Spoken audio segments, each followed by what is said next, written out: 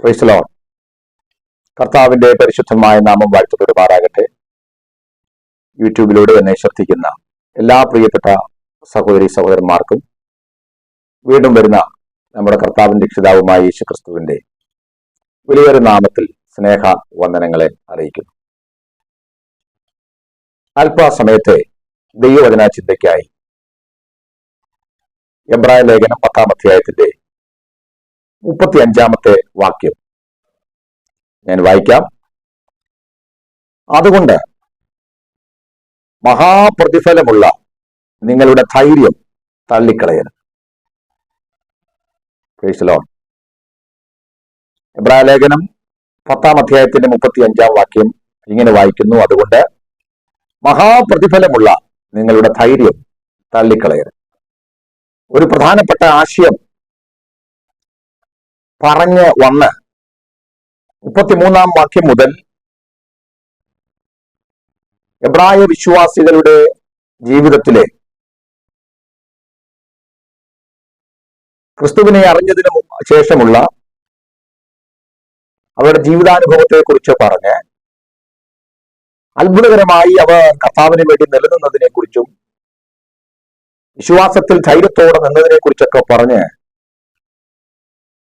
അഭിനന്ദനമായി ചില കാര്യങ്ങൾ പറഞ്ഞ് വന്നിട്ട് 35-ാം വാക്യത്തിൽ ഇങ്ങനെയാണ് ലേഖനകർത്താവ് പറയുന്നത്: അതുകൊണ്ട് മഹാപ്രതിഫലമുള്ള നിങ്ങളുടെ ധൈര്യം തള്ളിക്കളയരുത്. ഞാൻ ഈ പുസ്തകത്തിന്റെ പശ്ചാത്തലത്തിലേക്കൊന്നും പോകുന്നില്ല. ഈ ഒരു വാക്കിനകത്ത് നിന്ന് ഒരു ചിന്ത ഇന്ന് ഞാൻ പറയും. അടുത്ത ചില ദിവസങ്ങൾ ഈ 33 മുതലുള്ള വാക്യങ്ങൾ ഇന്ന് പറയുന്ന ഈ ചിന്തയുടെ അടിസ്ഥാനത്തിൽ നമ്മൾ തുടർന്ന് ചിന്തിക്കുന്നതായിരിക്കും. എങ്കിലും ഇന്ന് നാം സംസാരിക്കേണ്ട പ്രധാനപ്പെട്ട വിഷയം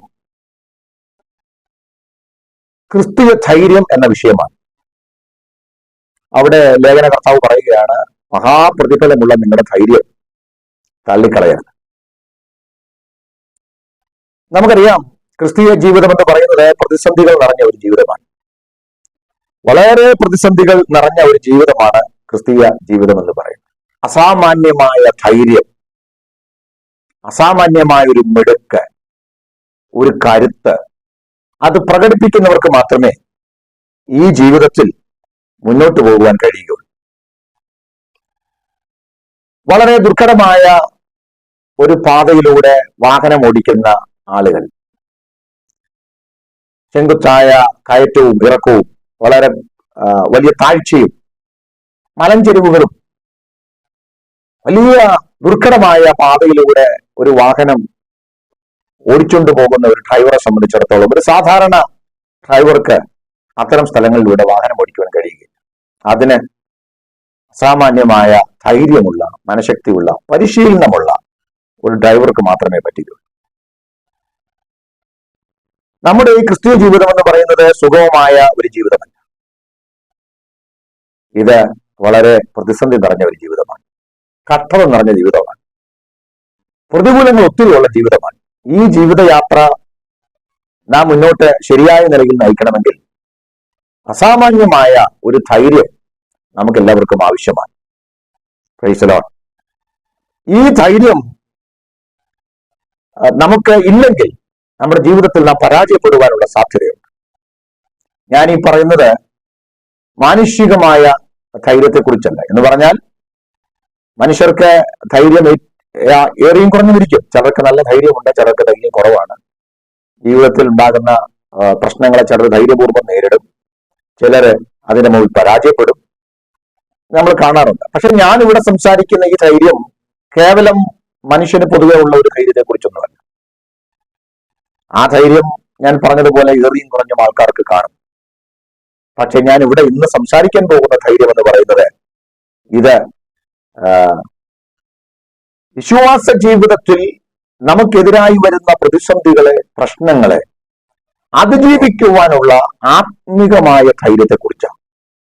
ചിലർക്ക് നല്ല കരുത്തുള്ളവര്, മാനുഷികമായി നല്ല കരുത്തുള്ളവരായിരിക്കാം, നല്ല എല്ലാ കാര്യത്തിലും നിലനിൽക്കാനുള്ള ശേഷിയുള്ളവരായിരിക്കാം, പക്ഷെ അവർ ആത്മീയ കാര്യത്തിൽ നമ്മൾ ഈ പറയുന്ന ആത്മവിഷയത്തിൽ അവർ വിജയിക്കണമെന്നില്ല. അപ്പൊ മാനുഷികമായ കരുത്തുകൊണ്ട് ജയിക്കാൻ പറ്റുന്ന ഒന്നല്ല ആത്മമണ്ഡലം എന്ന് പറയുന്നത്. ഇത് ആത്മീകമായ കരുത്ത്, ദൈവത്തിൽ നിന്നുള്ള ധൈര്യം നാം പ്രാപിച്ചെടുക്കേണ്ടത് അത്യാവശ്യമാണ്. Price the Lord. ഞാൻ എന്താണെന്ന് അതിനെക്കുറിച്ച് പറയുന്നതിന് മുമ്പ് ഒന്ന് രണ്ട് കാര്യങ്ങൾ പറയുമ്പോൾ നിങ്ങൾക്ക് ഇത് മനസ്സിലാകും. എന്താണ് ഈ ദൈവികമായിട്ടുള്ള അല്ലെങ്കിൽ ആത്മീകമായ ധൈര്യം എന്നത് നിങ്ങൾക്ക് മനസ്സിലാകും. നമുക്കറിയാം, ഒരു ആത്മീകനെ സംബന്ധിച്ചിടത്തോളം എല്ലാ മണ്ഡലങ്ങളോടും വെല്ലുവിളിച്ചാണ് നിൽക്കുന്നത്. അപ്പൊ ഞാൻ ആദ്യം നിങ്ങളോട് പറയാൻ പോകുന്ന ഒരു കാര്യം, നമ്മുടെയൊക്കെ ആത്മീകന്റെ ഏറ്റവും അടിസ്ഥാനപരമായ പ്രാഥമികമായ കാര്യമാണ് നമ്മളൊക്കെ പ്രാർത്ഥിക്കുന്നവരാണ്.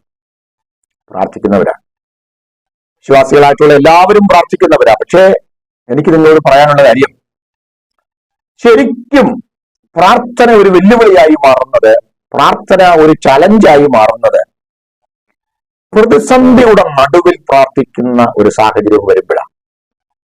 Price the Lord. സാധാരണ എല്ലാവർക്കും പ്രാർത്ഥിക്കാൻ പറ്റും, നമ്മളൊക്കെ പ്രാർത്ഥിക്കാറുണ്ട്. പക്ഷേ ഒരു പ്രശ്നം വരുമ്പോൾ, ഒരു പ്രതിസന്ധി വരുമ്പോൾ, പ്രത്യേകിച്ച് പ്രാർത്ഥനയ്ക്കെതിരായി ഒരു പ്രശ്നം വരുമ്പോൾ അപ്പോൾ പ്രാർത്ഥിക്കുക എന്ന് പറയുന്നത് സാധാരണക്കാരെ കൊണ്ട് പറ്റില്ല. അതിന് അസാധാരണമായ ഒരു ശക്തി വേണം, ധൈര്യം വേണം. അതാണ് ഞാൻ പറഞ്ഞത്, ഇത് പുറമേ ഉള്ള മനുഷ്യന്റെ ധൈര്യമല്ല, ഇത് ആത്മമനുഷ്യന്റെ ധൈര്യമാണ്, ഇത് ആത്മീക ധൈര്യമാണ്. പഴയ നിയമത്തിലെ ദാനിയേൽ പ്രവാചകനെ കുറിച്ച് നമുക്ക് എല്ലാവർക്കും അറിയാം. ദാനിയേൽ പ്രവാചകന്റെ ജീവിതത്തിൽ ബാബിലോണിൽ വെച്ച് ഒരു വലിയ പ്രതിസന്ധി നേരിട്ടു. അവിടുത്തെ രാജാവിന്റെ അടുക്കൽ ചെന്ന് ദാനിയേലിന് വിരോധമുണ്ടായിരുന്ന കുറെ ആളുകൾ രാജാവിനോട് പറഞ്ഞു, ദാനിയേലിനെതിരെ എന്തെങ്കിലും കുറ്റം കണ്ടെത്തുവാൻ അവർ ആഗ്രഹിച്ചു. അവർ മനസ്സിലാക്കി ദാനിയേലിനെ കുറിച്ച് ഒരു കുറ്റവും കണ്ടെത്താനില്ല, ഒറ്റ കാര്യം മാത്രം, അവന്റെ ദൈവത്തെക്കുറിച്ചുള്ള കാര്യം, അവനും ദൈവവുമായിട്ടുള്ള ബന്ധം എന്ന വിഷയത്തിൽ മാത്രമേ കുറ്റം കണ്ടെത്തുവാൻ കഴിയൂ എന്ന് അവർ മനസ്സിലാക്കിയിട്ട് അവർ രാജാവിനോട് പോയി പറഞ്ഞു, രാജാവെ, അങ്ങൊരു കാര്യം ചെയ്യണം, ഇനി 30 ദിവസത്തേക്ക് തിരുമേനിയോടല്ലാതെ മറ്റാരോടും പ്രാർത്ഥിക്കുവാൻ അനുവദിക്കാതെ തക്കവണ്ണം രാജ്യത്തൊരു വിളംബരം അയക്കണം. Price the Lord. രാജാവ് ഇവരുടെ ആലോചന പ്രകാരം, അവിടുത്തെ ഉദ്യോഗസ്ഥരുടെ, മന്ത്രിമാരുടെ, ദാനിയേലിന്റെ ശത്രുക്കളുടെ ആവശ്യപ്രകാരം 30 ദിവസത്തേക്ക് തന്നോടല്ലാതെ വേറെ ആരോടും പ്രാർത്ഥിക്കാൻ പാടില്ല എന്ന ഉത്തരവ് രാജാവ് ഇടുകയുണ്ടായി. അതിനെക്കുറിച്ച് വളരെ ശക്തമായി അന്നത്തെ ഒരു രാജകീയ രേഖ എഴുതി ദേശത്തെല്ലാവരുടെയും അയക്കുവാനിടയായി. ദാനിയേൽ ഈ സമയം രാജാവിന്റെ ഒരു പ്രധാനപ്പെട്ട ഉദ്യോഗസ്ഥൻ കൂടെയാണ്. ഇത് രേഖ അനുസരിക്കേണ്ടത് എല്ലാവരുടെയും ബാധ്യതയാണ്. രാജാവിനോട് മാത്രമേ പ്രാർത്ഥിക്കാൻ പാടുള്ളൂ. എന്നാൽ ഒരു മനുഷ്യനോടും പ്രാർത്ഥിക്കാൻ പാടില്ല, ദൈവത്തോടല്ലാതെ വേറെ ആരോടും പ്രാർത്ഥിക്കുവാൻ പാടില്ല, ദൈവത്തെ അല്ലാതെ വേറൊരാളെയും ആരാധിക്കാൻ പാടില്ല എന്ന രാജകീയ ന്യായപ്രമാണം അകത്ത് മനസ്സിലാക്കിയ ഒരു യഹൂദനായ, ന്യായപ്രമാണം അറിയാവുന്ന ദൈവത്തിന്റെ ഭക്തനായ ദാനിയേൽ എന്ന് പറയുന്ന മനുഷ്യൻ എന്ത് ചെയ്തു എന്ന് ദാനിയേൽ പ്രവാചകന്റെ പുസ്തകം 6-ാം അധ്യായത്തിന്റെ 10-ാമത്തെ വാക്യത്തിൽ നാം വായിക്കുന്നുണ്ട്. അവിടെ ഇങ്ങനെയാണ് എഴുതിയിരിക്കുന്നത്, എന്നാൽ രേഖ എഴുതിയിരിക്കുന്നു എന്ന് ദാനിയേൽ അറിഞ്ഞപ്പോൾ, പ്രൈസ് ദി ലോർഡ്, അവൻ വീട്ടിൽ ചെന്ന് അവന്റെ മാളിക മുറിയുടെ കിളിവാതിൽ യെരൂശലേമിന് നേരെ തുറന്നിരുന്നു. താൻ മുമ്പേ ചെയ്തു വന്നതുപോലെ ദിവസം 3 പ്രാവശ്യം മുട്ടുകുത്തി തന്റെ ദൈവത്തിന്റെ സന്നിധിയിൽ പ്രാർത്ഥിച്ച് സ്തോത്രം ചെയ്തു. പ്രിയപ്പെട്ടവരെ, ഇതാണ് ധൈര്യം. ഞാൻ ഈ പറഞ്ഞ ധൈര്യം. പ്രാർത്ഥിക്കാൻ പാടില്ല എന്ന വിധി വന്നപ്പോൾ, 30 ദിവസത്തേക്ക് രാജാവിനോടല്ലാതെ വേറെ ആരോടും പ്രാർത്ഥിക്കാൻ പാടില്ല എന്ന് പറഞ്ഞപ്പോൾ രാജകീയ വിധിയാണ്. എന്താണ് അതിനുള്ള ശിക്ഷ? അങ്ങനെ ആരെങ്കിലും പ്രാർത്ഥിച്ചാൽ അവനെ ജീവനോടെ സിംഹത്തിന്റെ ഗുഹയിൽ ഇട്ടുകളയും, സിംഹത്തിന്റെ കുടിയിൽ ഇട്ടുകളയും, സിംഹം കടിച്ചു കീറി തിന്നും. ജീവൻ നഷ്ടപ്പെടുന്ന ഒരു സാഹചര്യം, പ്രാർത്ഥനയ്ക്ക് വിരോധമായി വെല്ലുവിളി ഉയർന്നു വന്ന സാഹചര്യം. പ്രിയപ്പെട്ടവരെ, ദാനിയേൽ എന്ന് പറയുന്ന മനുഷ്യനിൽ അസാമാന്യമായ ധൈര്യം വെളിപ്പെട്ടു. അവൻ ഭയപ്പെട്ടില്ല, രാജാവിന്റെ രേഖയെ ഭയപ്പെട്ടില്ല, മരണത്തെ ഭയപ്പെട്ടില്ല. അവൻ താൻ മുമ്പേ ചെയ്തു വന്നതുപോലെ തന്റെ വീട്ടിൽ ചെന്ന്, മാളിക മുറിയിൽ ചെന്ന്, അല്ലേ, അതിന്റെ ജനാലകൾ യെരൂശലേമിന് നേരെ വാതിൽ തുറന്നു വെച്ച് ദൈവത്തോട് 3 പ്രാവശ്യം മുട്ടുകുത്തി പ്രാർത്ഥിച്ച് സ്തോത്രം ചെയ്തു. പ്രിയപ്പെട്ടവരെ, ഇതാണ് ഞാൻ പറഞ്ഞ ധൈര്യം എന്ന് പറയുന്നത്.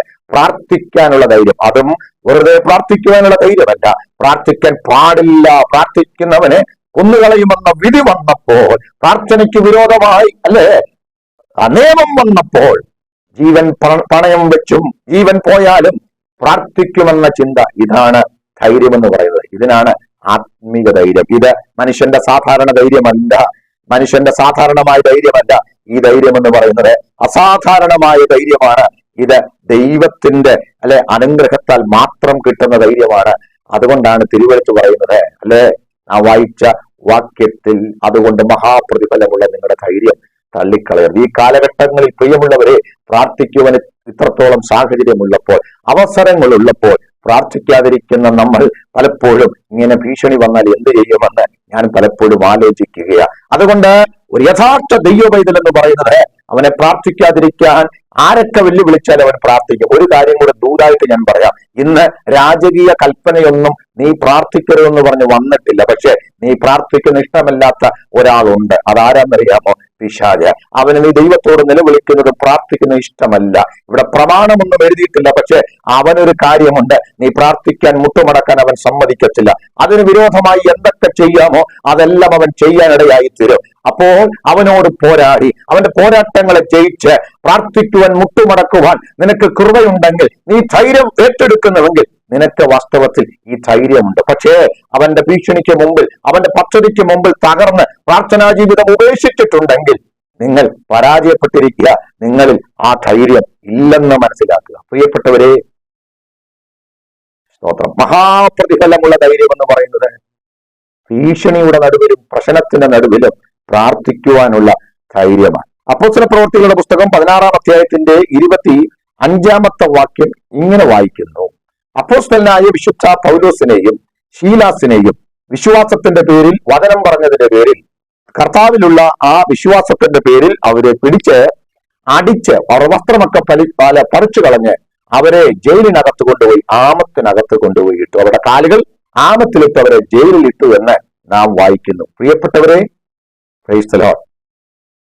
എന്നാൽ ഏത് വിശ്വാസത്തിന്റെ പേരിലാണോ അവർ ജയിലിൽ പോയത്, ആ വിശ്വാസത്തെ അകത്ത് പ്രാപിച്ചവർ, ആ ദൈവത്തിലുള്ള വിശ്വാസം അകത്തുള്ളവർ ജയിലാണെന്ന് നോക്കിയില്ല, സമയം നോക്കിയില്ല, അർദ്ധരാത്രിക്ക് എഴുന്നേറ്റ് പ്രാർത്ഥിച്ച് പാടി ദൈവത്തെ സ്തുതിച്ചുകൊണ്ടിരുന്നു. ഇങ്ങനെയാ വായിക്കുന്നത്. അർദ്ധരാത്രിക്ക് പൗലോസും ശീലാസും പ്രാർത്ഥിച്ച് ദൈവത്തെ പാടി സ്തുതിച്ചു. തടവുകാർ ശ്രദ്ധിച്ചു കൊണ്ടിരുന്നു. വചനം കേൾക്കുന്ന പ്രിയപ്പെട്ടവരെ, ആരാധിക്കുന്നതിന് വിലക്ക് വന്ന സമയത്ത്, പ്രാർത്ഥനയ്ക്ക് സാധ്യതകളില്ലാത്ത സ്ഥലത്ത് പ്രാർത്ഥിക്കുവാൻ, പാടി ദൈവത്തെ സ്തുതിക്കുവാൻ സമയം നോക്കാതെ, ഏത് വിശ്വാസത്തിന്റെ പേരിലാണോ തങ്ങൾ ജയിലിലായത് അതേ വിശ്വാസത്തെ മുറുകെ പിടിച്ചുകൊണ്ട് അതേ ദൈവത്തെ കാരാഗ്രഹത്തിന്റെ അകത്ത് പോയി ആരാധിച്ച പൗലോസിന്റെയും ശീലാസിന്റെയും അകത്ത് എന്തായിരുന്നു എന്ന് ചോദിച്ചാൽ നമ്മൾ ഈ പറഞ്ഞ ധൈര്യമാണ്. സാധാരണ മനുഷ്യർക്ക് ഈ ധൈര്യം ഉണ്ടാകത്തില്ല. ഇത് അസാധാരണമായ ധൈര്യമാണ്. ഇത് അസാധാരണമായ ധൈര്യമാണ്. ഇത് പ്രതിഫലമുള്ള ധൈര്യമാണ്. മഹാപ്രതിഫലമുള്ള ധൈര്യമാണ്. ഇന്ന് ഈ വചനം കേൾക്കുന്നവരോട് ഞാൻ വിളിച്ചു പറയട്ടെ, പ്രിയപ്പെട്ടവരെ, നമുക്ക് വിരോധമായി രേഖ എഴുതുമ്പോൾ, പ്രാർത്ഥനയ്ക്ക് വിരോധമായി ശത്രു പ്രവർത്തിക്കുമ്പോൾ, ഒരുപക്ഷെ കുടുംബത്തിൽ നിന്ന് പ്രതിസന്ധി ഉണ്ടാകുമ്പോൾ, അല്ലെ മറ്റു മേഖലയിൽ നിന്ന് പ്രതിസന്ധി ഉണ്ടാകുമ്പോൾ ഭയപ്പെടുവാനല്ല, അവൻ ഈ കർത്താവിൽ ആശ്രയിച്ച് വലിയ ധൈര്യം പ്രാപിച്ച് പ്രാർത്ഥിക്കുവാൻ നമുക്കിടയാകണം. പ്രിയപ്പെട്ടവരെ, ഇതാണ് ഞാൻ പറഞ്ഞ ധൈര്യം എന്ന് പറയുന്നത്. ഇത് പ്രതിസന്ധികൾക്കെതിരെ പോരാടാനുള്ള ധൈര്യമാണ്. വിശ്വാസ ജീവിതത്തിനെതിരെയുള്ള കൊടുങ്കാറ്റുകൾക്കെതിരെ പോരാടാനുള്ള ധൈര്യമാണ്. എഫേസ്യ ലേഖനം 6-ാം അധ്യായത്തിന്റെ 12-ാം വാക്യം പറയുന്നത് നമുക്ക് പോരാട്ടമുള്ളത് ജഡരക്തങ്ങളോട് അല്ല, വാഴ്ചകളോടും അധികാരങ്ങളോടും ഈ അന്ധകാരത്തിന്റെ ലോകാധിപതികളോടും സ്വർലോകത്തിലെ ദുഷ്ടാത്മസേനയോടും അത്രേ. പ്രിയപ്പെട്ടവരെ, ഇത് ഒരു അസാമാന്യ ധൈര്യമാണ്. സാധാരണ മനുഷ്യനുള്ള ധൈര്യമല്ല, പണം കൊണ്ടുണ്ടാകുന്ന ധൈര്യമല്ല, മസിൽ പവർ കൊണ്ടുണ്ടാകുന്ന ധൈര്യമല്ല, ആളുകളൊക്കെ കൂടെ ഉള്ളത് കൊണ്ട് ഉണ്ടാകുന്ന ധൈര്യമല്ല, ആരോഗ്യം ഒത്തിരി ഉള്ളത് കൊണ്ട് ഉള്ള ധൈര്യമല്ല. ഇത് ദൈവം നൽകുന്ന ധൈര്യമാണ്. ഈ ധൈര്യം എവിടെ നിന്നാണ് ലഭിക്കുന്നതെന്നാണ് ഞാൻ ഇനി നിങ്ങളോട് പറയാൻ ആഗ്രഹിക്കുന്നത്. അപ്പോസ്തല പ്രവൃത്തികളുടെ പുസ്തകം 4-ാം അധ്യായത്തിന്റെ 13-ാമത്തെ വാക്യം നാം ഇങ്ങനെ വായിക്കുന്നു. ഞാൻ എവിടുന്ന ലഭിക്കുന്നത് പറയാം. ഒന്ന്, യേശുക്രിസ്തുവുമായിട്ടുള്ള കൂട്ടായ്മയിലൂടെയാണ് പ്രധാനമായും ദൈവമക്കൾക്ക് ഈ ധൈര്യം ലഭിക്കുന്നത്. നമ്മുടെ കർത്താവുമായിട്ടുള്ള ഫെലോഷിപ്പാണ് നമുക്ക് ഈ ധൈര്യം കൊണ്ടുവരുന്നത്. അപ്പോസ്തല പ്രവൃത്തി 4:13 വായിക്കുന്നവർ പത്രോസിന്റെയും യോഹന്നാന്റെയും ധൈര്യം കാണുകയാലും അവർ പഠിപ്പില്ലാത്തവരും സാമാന്യരുമായ മനുഷ്യരെന്ന് ഗ്രഹിക്കാനും ആശ്ചര്യപ്പെട്ടു. തീർന്നില്ല, അവർ യേശുവിനോടുകൂടെ ആയിരുന്നവർ എന്ന് അറിഞ്ഞു. പ്രിയപ്പെട്ടവരെ, അവർക്ക് മനസ്സിലായി ഇവർക്ക് ഈ ധൈര്യം കിട്ടിയത് ഇവരുടെ വിദ്യാഭ്യാസം കൊണ്ടല്ല, ഇവർക്ക് ഈ ധൈര്യം കിട്ടിയത് ഇവർ ഉന്നതരായ മനുഷ്യരായതുകൊണ്ടല്ല, ഇവർക്ക് ഈ ധൈര്യം കിട്ടിയത് പൊളിറ്റിക്കൽ പവർ ഉള്ളത് കൊണ്ടല്ല, ഇവർക്ക് ഈ ധൈര്യം കിട്ടിയത് ആൾക്കൂട്ടം കൂടെ ഉള്ളത് കൊണ്ടല്ല. ഒറ്റ ഉത്തരം, അവർക്ക് ഈ ധൈര്യം കിട്ടിയത് അവർ യേശുവിനോട് കൂടെ ഉള്ളവർ ആയിരുന്നു എന്നറിഞ്ഞു. ദൈവമുഖം അന്വേഷിക്കാൻ തയ്യാറായാൽ, കർത്താവുമായിട്ടുള്ള കൂട്ടായ്മയ്ക്ക് സമയം വേർതിരിച്ചാൽ, പ്രാർത്ഥനയിൽ കർത്താവുമായിട്ട് സജീവമായ ബന്ധം സ്ഥാപിച്ചാൽ, ആരാധനയിൽ കർത്താവിനെ മഹത്വപ്പെടുത്തുവാൻ തയ്യാറായാൽ, നിശ്ചയമായും യേശുക്രിസ്തുവുമായിട്ടുള്ള കൂട്ടായ്മ നമ്മളെ അസാമാന്യ ധൈര്യമുള്ളവരാക്കി മാറ്റും. അത് എങ്ങനെയാണ് ലഭിക്കുന്നത്? യേശുക്രിസ്തുവുമായിട്ടുള്ള കൂട്ടായ്മയിലാണ് പാവപ്പെട്ട ഈ പത്രോസിനും യോഹന്നാനും ഒക്കെ ഈ ധൈര്യം ഉണ്ടായതെന്ന് മറ്റുള്ളവർ സാക്ഷ്യം പറയും. അവർ സാധാരണക്കാരായിരുന്നു, പഠിപ്പില്ലാത്തവരായിരുന്നു. പക്ഷെ അവരുടെ മേൽ വ്യാപരിച്ചത് അസാമാന്യ ധൈര്യമാണ്. ഈ ധൈര്യം അവർക്ക് കിട്ടിയത് യേശുവുമായിട്ടുള്ള കൂട്ടായ്മ. ഇന്ന് വചനം കേൾക്കുന്ന നിങ്ങളോട് ഓരോരുത്തരോടും ഞാൻ പറയട്ടെ, ജീവിതത്തിലെ പ്രതിസന്ധി എന്ത് തന്നെയാണെങ്കിലും, പ്രതികൂലം എന്ത് തന്നെയാണെങ്കിലും അതിനെ അതിജീവിക്കുവാൻ നിങ്ങൾക്ക് കർത്താവ് കരുത്ത് തരും, കൃപ തരും. അവിടുത്തോടുള്ള കൂട്ടായ്മ നിങ്ങളെ കരുത്തരാക്കി മാറ്റും, ശക്തരാക്കി മാറ്റും. അവിടുത്തോടുള്ള കൂട്ടായ്മ ബന്ധം പുനഃസ്ഥാപിക്കുവാൻ ദൈവം നിങ്ങളെ സഹായിക്കട്ടെ. അതൊരിക്കലും മാറിപ്പോകരുത്. ആ കൂട്ടായ്മയാണ് ഈ കരുത്ത് നമ്മളെ പകരുവാനിടയായി. ദാനിയേൽ 3 നേരം പ്രാർത്ഥിച്ചു. പ്രശ്നം വന്നപ്പോൾ പ്രാർത്ഥിച്ചതല്ല, അവൻ എന്നും ചെയ്തു വന്നതുപോലെ. എന്താ സംഭവിച്ചത്? ആ പ്രാർത്ഥന, നിരന്തരമായിട്ടുള്ള പ്രാർത്ഥന ദൈവമായിട്ടുള്ള അവന്റെ ബന്ധത്തെ വർദ്ധിപ്പിച്ചു. അവനെ സിംഹക്കുഴിയിൽ ഇട്ടു എന്നാണ് നമ്മൾ വായിക്കുന്നത്. പക്ഷെ എന്നിട്ടും ഭയപ്പെട്ടില്ല, ധൈര്യത്തോടെ അതിനകത്ത് പോയി. പക്ഷേ സിംഹങ്ങൾ അവൻ ഒരു കേടും വരുത്തിയില്ല എന്ന് വചനം പറയുന്നു. പ്രിയപ്പെട്ടവരെ, കർത്താവ് അറിയാതെ തലയിലെ ഒരു മുടി പോലും നിലത്ത് വീഴുന്നില്ല എന്ന് നിങ്ങൾ അറിയണം. ഒരുപക്ഷെ മരിക്കേണ്ടി വന്നാക്കാം. മരിച്ചാലും നമുക്കൊരു കാര്യം ഉറപ്പുണ്ട്, നമ്മുടെ പ്രാണൻ അവന്റെ കയ്യിൽ സുരക്ഷിതമാണ്. നിത്യതയുടെ പ്രത്യാശ അവിടെ നമുക്ക് നൽകിയിരിക്കുന്നത് കൊണ്ട് നമുക്കൊന്നിനെയും ഭയപ്പെടേണ്ട ആവശ്യം ഇല്ല. യേശുക്രിസ്തുവുമായിട്ടുള്ള സജീവ കൂട്ടായ്മയാണ് ആത്മീകനെ കരുത്തരാക്കുന്നത്, ഈ അസാമാന്യ ധൈര്യമുള്ളവരാക്കി മാറ്റുന്നത്. രണ്ടാമത്തെ കാര്യം, ഈ ധൈര്യം നമുക്ക് എവിടുന്നാ കിട്ടുന്നത്? പരിശുദ്ധാത്മാവിന്റെ അഭിഷേകത്താലാണ്. നമുക്കറിയാം, യേശുക്രിസ്തു മരിച്ചു, അടക്കപ്പെട്ടു. യേശുക്രിസ്തുവിന്റെ ഉയർത്തെഴുന്നേൽപ്പ് പോലും വിശ്വസിക്കാൻ കഴിയാതെ ശിഷ്യന്മാർ ഭയപ്പെട്ട് ഇരിക്കുകയായിരുന്നു. ഇതേ ഭയം നിറഞ്ഞ ശിഷ്യന്മാരുടെ ഭയം മാറിയത് എപ്പോഴാണെന്ന് നമുക്ക് എല്ലാവർക്കും അറിയാം. Price the Lord. മാളികമുറിയിൽ, മർക്കോസിന്റെ മാളികമുറിയിൽ ആ 120 പേർ പരിശുദ്ധാത്മാവിനായി കാത്തിരുന്നു.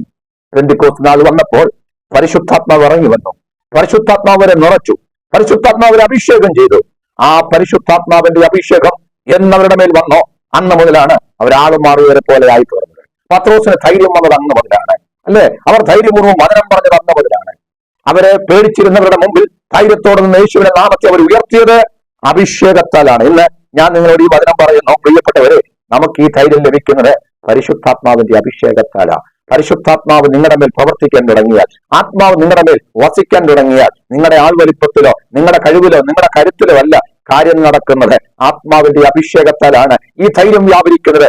ഈ ധൈര്യം നമ്മുടെ അകത്ത് വരുമ്പോഴാണ് നമ്മൾ ധൈര്യപൂർവ്വം കാര്യങ്ങളെ നേരിടുവാൻ ഇടയായിത്തീരുന്നത്. അപ്പൊ പരിശുദ്ധാത്മാവാണ് ജനത്തിന് ധൈര്യം നൽകുന്നത്. ആത്മാവിന്റെ അഭിഷേകം പ്രാപിച്ചവർക്കായിട്ട് ഞാൻ സ്തോത്രം ചെയ്യുന്ന ഈ അഭിഷേകമാണ് നമ്മെ ശക്തീകരിക്കുന്നത്. കാരണം ഈ ആത്മാവ് ശക്തിയുടെയും ബലത്തിന്റെയും സുബോധത്തിന്റെയും ആത്മാവാണെന്ന് തിരിച്ചറിയുന്നവര് ഈ ആത്മാവിന്റെ അഭിഷേകം വരുമ്പോൾ നമ്മൾ ശക്തീകരിക്കപ്പെടുകയാണ്, സാമാന്യ ധൈര്യമുള്ളവരാകുക. മൂന്നാമത്തെ കാര്യം, ഈ ധൈര്യം നമുക്ക് ലഭിക്കുന്നത് ദൈവ വചനത്തിലൂടെയാണ്, അവന്റെ വാഗ്ദത്തങ്ങളിലൂടെയാണ്. Praise the Lord. ദൈവവചനത്തിലൂടെയും അവന്റെ വാഗ്ദത്തങ്ങളിലൂടെയുമാണ് നമ്മൾ ഈ ധൈര്യം ഏറ്റെടുക്കുന്നത്. സ്തോത്രം. ദൈവത്തിന്റെ ശബ്ദം എപ്പോ കേട്ടാലും നമുക്ക് ധൈര്യം ഉണ്ടാകും. അപ്പോസ്തല പ്രവൃത്തികളുടെ പുസ്തകം 27-ാം അധ്യായത്തിന്റെ 20 മുതൽ 25 വരെയുള്ള വേദഭാഗം നമ്മൾ പരിശോധിക്കുമ്പോൾ അപ്പോസ്തലനായ പൗലോസ് താൻ റോമിൽ തടവുകാരനായി പിടിക്കപ്പെട്ടു കൊണ്ടുപോകുന്ന ആ കപ്പൽ യാത്രയെ കുറിച്ച് നമുക്ക് എല്ലാവർക്കും അറിയാം. ആ കപ്പൽ യാത്രയിൽ വളരെ പ്രതിസന്ധി ഉണ്ടായി.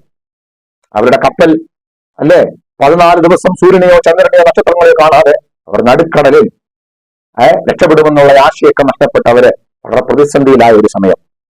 നാം ഇങ്ങനെ വായിക്കുന്നു, വളരെ നാളായിട്ട് സൂര്യനെയോ നക്ഷത്രങ്ങളെയോ കാണാതെയും വല്ലാത്ത കൊടുങ്കാറ്റടിച്ചുകൊണ്ട് ഇരിക്കാൻ ഞങ്ങൾ രക്ഷപ്പെടുമെന്നുള്ള ആശയൊക്കെയും ആറ്റുപോയി. Praise the Lord. വളരെ പട്ടിണി കിടന്ന ശേഷം പൗലോസ് അവരുടെ നടുവിൽ നിന്നുകൊണ്ട് പറഞ്ഞത്, പുരുഷന്മാരെ, എന്റെ വാക്കനുസരിച്ച് ക്രയത്തിൽ നിന്ന് നീക്കാതെയും ഈ കട്ടനട്ടങ്ങൾ സമ്പാദിക്കാതെയും ഇരിക്കേണ്ടതായിരുന്നു. എങ്കിലും ഇപ്പോൾ ധൈര്യത്തോടിരിപ്പേ, ഞാൻ നിങ്ങളോട് അപേക്ഷിക്കുന്നു, കപ്പലിനല്ലാതെ നിങ്ങളിൽ ആർക്കും ആരുടെയും പ്രാണന ഹാനി വരില്ല. എന്നിട്ട് പൗലോസ് പറഞ്ഞൊരു കാര്യമുണ്ട്. ഞാനിതെന്റെ ഒരു ധൈര്യത്തിൽ അങ്ങ് പറഞ്ഞതല്ല. കഴിഞ്ഞ രാത്രിയിൽ ഒരു സംഭവം ഉണ്ടായി. കഴിഞ്ഞ രാത്രിയിൽ ഞാൻ സേവിച്ചു വരുന്നവനായ എന്റെ ദൈവത്തിന്റെ ദൂതൻ എന്റെ അടുക്കൽ വന്നു, പൗലോസേ, നീ ഭയപ്പെടരുത്, നീ കൈസറുടെ മുമ്പിൽ നിൽക്കേണ്ടതാകുന്നു. നിന്നോടുകൂടെ യാത്ര ചെയ്യുന്നവരെയൊക്കെയും ദൈവം നിനക്ക് ദാനം ചെയ്തിരിക്കുന്നു എന്ന് പറഞ്ഞു. അതുകൊണ്ട് പുരുഷന്മാരെ ധൈര്യത്തോടെ ഇരിപ്പീൻ. തിരുവെഴുത്ത് പറയുന്നത് ഈ വാക്കുകൾ, പൗലോസിന്റെ ഈ വാക്കുകൾ ആ കപ്പലിലുള്ള ഭയന്ന് ഉറച്ച മരണഭയത്തിലായിരുന്നവരെ ധൈര്യപ്പെടുത്തി. പൗലോസ് എന്ന ദൈവമനുഷ്യൻ ഈ ധൈര്യം ആർജിച്ചത് എന്തുകൊണ്ടാ? ദൈവത്തിന്റെ ശബ്ദം കൊണ്ടാ. പ്രിയപ്പെട്ടവരെ, ഇന്നും ദൈവത്തിന്റെ പരിശുദ്ധമായ വചനം നമ്മോട് ഇടപെടുമ്പോൾ നമ്മൾ ശക്തീകരിക്കപ്പെടും. ഈ വചനം നമ്മോട് ഇടപെടുമ്പോൾ നമ്മൾ ശക്തിയുള്ളവരാകും. ദൈവവചനം വായിക്കുവാനും ധ്യാനിക്കുവാനും നാം സമയം ഏറ്റെടുത്താൽ നമ്മൾ ശക്തരായി മാറും. പ്രിയപ്പെട്ടവരെ, അല്ലെ, ഭയപ്പെട്ടിരുന്ന യോശുവയോട് ദൈവത്തിന്റെ ഒരു വാക്ക്, യോശുവയുടെ പുസ്തകം 1-ാം അധ്യായത്തിന്റെ 6-7 വാക്കുകൾ ഇങ്ങനെയുണ്ട്: നിന്റെ ജീവകാലത്ത് ഒരു മനുഷ്യനും നിന്റെ നേരെ നിൽക്കുകയില്ല. ഞാൻ മോശയോടുകൂടെ ഇരുന്നത് പോലെ നിന്നോടുകൂടെയും ഇരിക്കും. ഞാൻ നിന്നെ കൈവിടുകയില്ല, ഉപേക്ഷിക്കുകയുമില്ല. ഉറപ്പും ധൈര്യമുള്ളവനായിരിക്കാം. പ്രിയപ്പെട്ടവരെ, ദൈവത്തിന്റെ വചനം നമ്മളെ ശക്തീകരിക്കുന്നതാണ്. ദൈവത്തിന്റെ ശബ്ദം നമ്മളെ ശക്തീകരിക്കുന്നതാണ്. നമ്മെ ശക്തീകരിക്കുന്ന ഒരു ദൈവമുണ്ട്. പൗലോസ് പറയാ, എന്നെ ശക്തനാക്കുന്നവൻ മുഖാന്തരം ഞാൻ സകലത്തിലും മതിയായവനാകും. പ്രിയപ്പെട്ടവരെ, ഞാൻ എന്റെ വാക്കുകൾ ഇവിടെ അവസാനിപ്പിക്കുക. ദൈവത്തിന്റെ ആത്മാവ് നമ്മോട് സംസാരിച്ച വചനം എന്താ? എബ്രായ ലേഖന കർത്താവ് പറയുക, അതുകൊണ്ട് മഹാപ്രതിഫലമുള്ള നിങ്ങളുടെ ധൈര്യം തള്ളിക്കളയരുത്. പ്രിയപ്പെട്ടവരെ, ഈ പ്രതിസന്ധി നടന്ന ജീവിതയാത്രയിൽ നമുക്ക് മുന്നോട്ട് പോകണമെങ്കിൽ ഈ അസാമാന്യമായ ധൈര്യം നമുക്ക് വേണം. ഈ ധൈര്യം നമുക്ക് വേണം. ഈ ധൈര്യം ആമേൻ സ്തോത്രം പ്രാർത്ഥിക്കാനുള്ള ധൈര്യമാണ്. സ്തോത്രം എപ്പോൾ പ്രാർത്ഥിക്കാനാണ്? പ്രശ്നമുള്ളപ്പോൾ പ്രാർത്ഥിക്കാനുള്ള ധൈര്യം. പിശാച് പ്രാർത്ഥിക്കാതിരിക്കാൻ എന്തൊക്കെ പ്രതികൂലം ഉണ്ടാക്കിയാലും അതിനെ ഖണ്ഡിച്ചുകൊണ്ട്, അതിനെ ജയിച്ചുകൊണ്ട് പ്രാർത്ഥിക്കുവാൻ എന്തൊക്കെ പ്രതിസന്ധി വന്നാലും പ്രാർത്ഥിക്കാനുള്ള ധൈര്യമാണ്. ആരാധനയ്ക്ക് എന്ത് തടസ്സമുണ്ടായാലും, അല്ലെ, എന്തൊക്കെ പ്രതിസന്ധി ഉണ്ടായാലും ആരാധിക്കുവാനുള്ള ധൈര്യമാണ്. ഈ ധൈര്യം എവിടുന്ന് വരും? ഈ ധൈര്യം കർത്താവിനോടുള്ള നമ്മുടെ കൂട്ടായ്മയിലൂടെ വരുന്നതാണ്. ഈ ധൈര്യം എവിടുന്ന വരുന്നത്? പരിശുദ്ധാത്മാവിന്റെ അഭിഷേകത്തിൽ വരുന്നതാണ്. ഈ ധൈര്യം എവിടുന്ന വരുന്നത്? ദൈവത്തിന്റെ വചനത്തിലുള്ള കേൾവിയാ, അവന്റെ വാഗ്ദത്തത്തിൽ ആമേൻ അതിലൂടെ വെളിപ്പെടുന്നതാണ്. ഈ ധൈര്യത്താൽ നമുക്കെന്നറിയാം, ഈ പ്രതിസന്ധി നിറഞ്ഞ ലോകത്ത് ജീവിക്കുവാൻ പരിശുദ്ധാത്മാവ് നിങ്ങളെല്ലാവരെയും സഹായിക്കട്ടെ. ഇത്രത്തോളം വചനം കേട്ട നിങ്ങളെല്ലാവരെയും ദൈവം അനുഗ്രഹിക്കട്ടെ. Thank you.